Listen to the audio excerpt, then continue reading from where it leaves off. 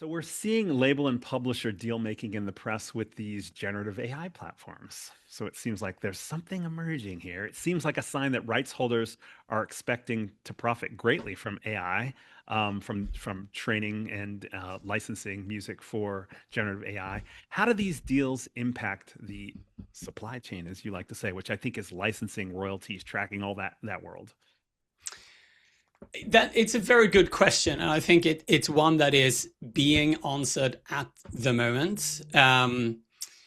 Obviously, Gen AI music has put the fear into many artists and many people in the industry. But as I think you rightly pointed out, there must be something with the rights holders where they think that this could actually be accretive to the industry as a whole. And I probably tend to agree with that. I mean, we obviously see the industry going through a variety of different cycles. And I think this is, the genie is out of the bottle when it comes to Gen AI. And I think the struggle over the last couple of years or so have just been for the rights holders and the platforms alike to find a form of agreement that both sides could, feel comfortable signing up to.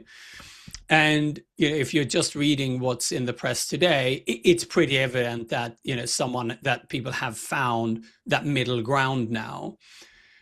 What I think is one of the big questions here is really what are those rights types? Right?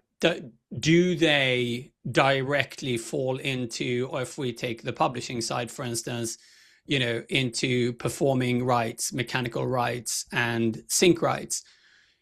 Is it some form of derivative of that? And then crucially, when the industry has been set up for a very, very long time to deal pretty much only with those rights types. I mean, obviously, lyrics have come in relatively late into this, and it's relatively speaking quite a small part of the music industry.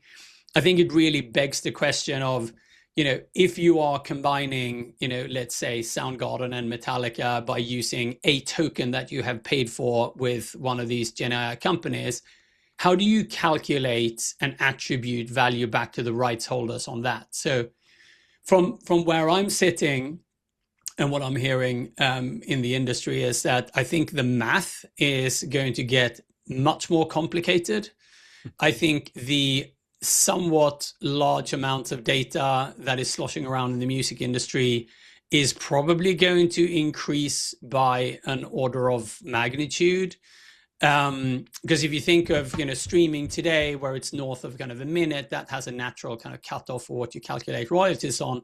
But if you think that the minimal spend here is a token, and you probably have a number of tokens, in your subscription to one of these platforms, the question is, how do you do that? And if the split is using, let's say the lyrics from one song, but really kind of the guitar from another one, how do you calculate those splits, right?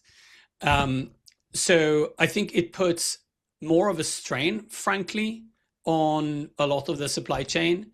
I think a lot of the systems that are out there that today calculates or attempts to calculate royalties and make attribution are probably underscaled for what it is that we're going to see here. So I think that really is the impact. I think complexity and amount of data will increase quite significantly. And that may seem a bit scary in the music industry, but I think we also have to remember that, for instance, in finance, which happens to be my background, we have vastly more data that's kind of making its way around the system, where the demands are not on quarterly royalty calculations. It is on instantaneous settlement and, the need to have solid information upon which you can make decisions, right? So I think the technology is out there. I don't think we need to build net new technology in order to deal with it, but it's certainly around, have you built the correct technical architecture in order to be able to deal with this upgrade in terms of velocity of information?